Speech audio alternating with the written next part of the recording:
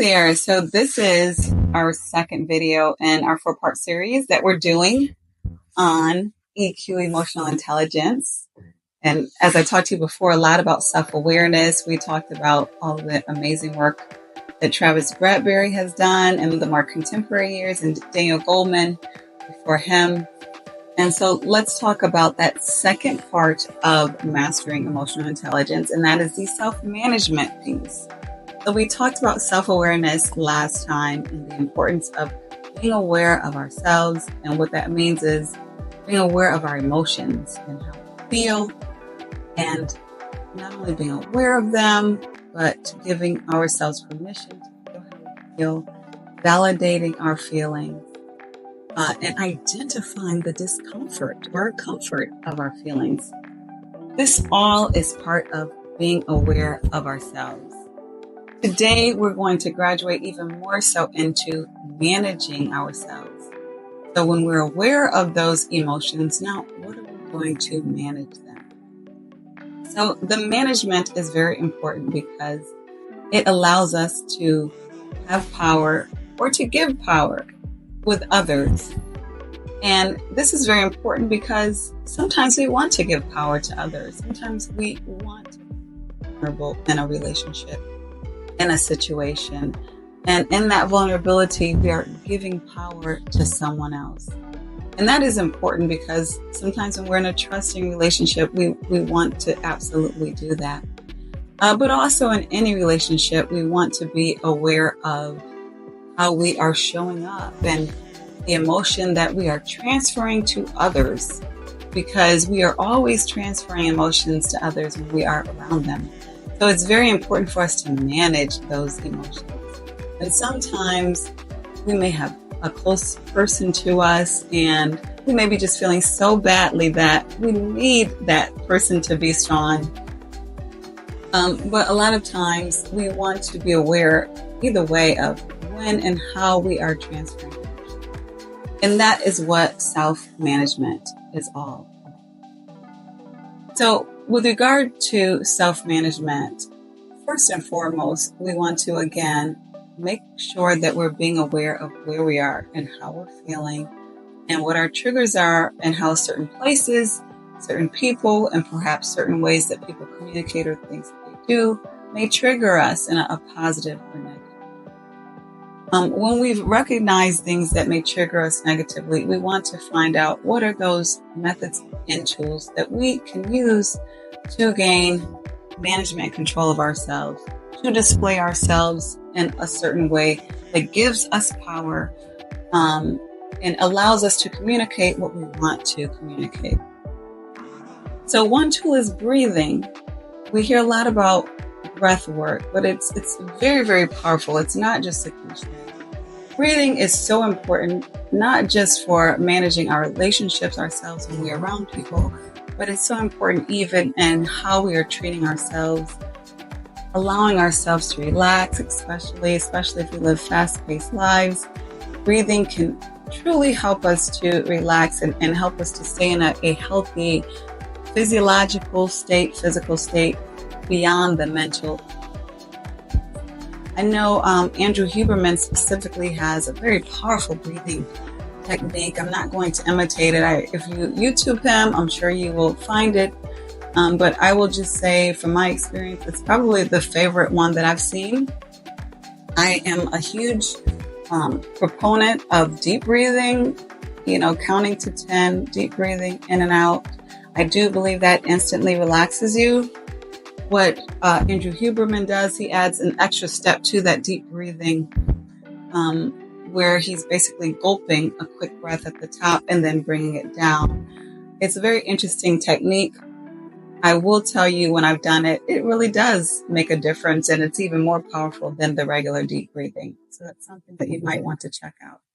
But breathing is something you can do regardless of where you are, whether you're in a business building or you're in the grocery store or you're on the telephone. It doesn't matter where you are or what you're doing. You always have access to breathing. As long as we're living, we have access to breathing. So that's your number one main tool you always want to use to manage yourself.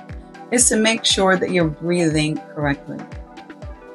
Secondly, when we are deep in our emotions and we have identified and realized that there are ways that you've been emotionally triggered, you want to ensure that you're comparing how you're feeling versus the facts.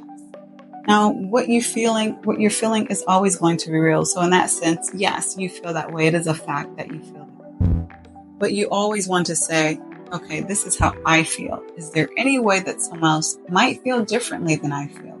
If there's any way that someone might interpret the way you feel differently than you interpret it, then that means that that is a feeling.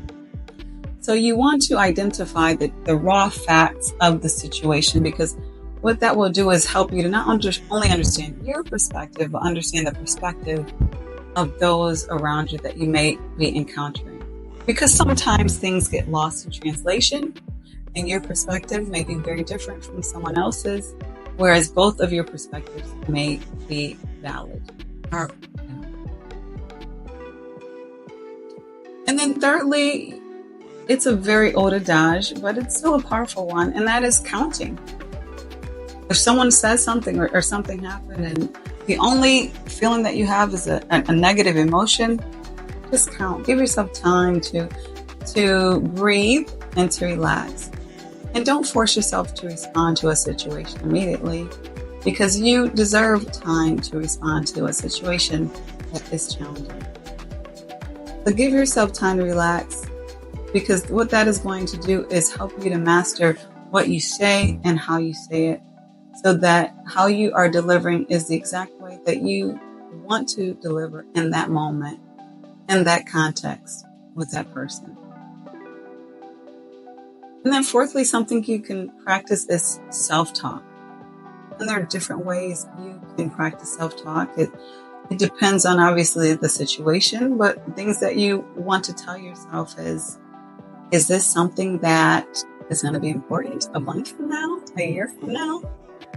Is this something that I can correct or cannot correct? These are things you want to assess in your self-talk. How can I see the positive of this situation? There are various ways, but you want to find ways that you can find positivity in that moment. And that's where I would focus the self-talk on. And then fifthly, you want to, again, and I mentioned this on the self-awareness piece, make sure that you have someone around you who you can trust, who can be a sounding board, who can give you a perspective that is different from yours, who not only can give you a perspective that is different from yours, but who will give you a perspective that is different from yours. This is going to be very important, even though it's about self-management. We all are interdependent on each other. So that is a very important way for you to manage yourself, is by understanding how others are perceiving you, especially who you trust.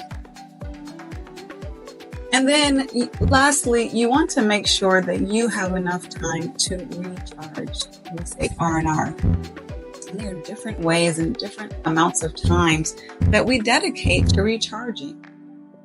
Sometimes that recharging is a big recharge, like you work for months and months and then you take a vacation, you go to a different context, a different setting. Other times that recharging is 5 minutes. You're taking 5 minutes between one meeting to the next. Or you may have to recharge while you're driving. You're still doing something, but perhaps it's turning on that music that you know is going to be relaxing for you. For some, like myself, it may be praying, it may be meditating. But the important part is finding those opportunities that you need to recharge, and hopefully you're doing some type of recharge on a daily basis. So those are different ways that you can manage yourself. So we've talked about the first part is self-awareness, being aware of where you are, how you are showing up in different contexts with different people. The second step, the second part is self-management, managing yourself as you are aware of how you're showing up. How do you manage those emotions? So next week, we will get into specifically their relationship awareness, also known as social awareness, being aware of others. Have a great day.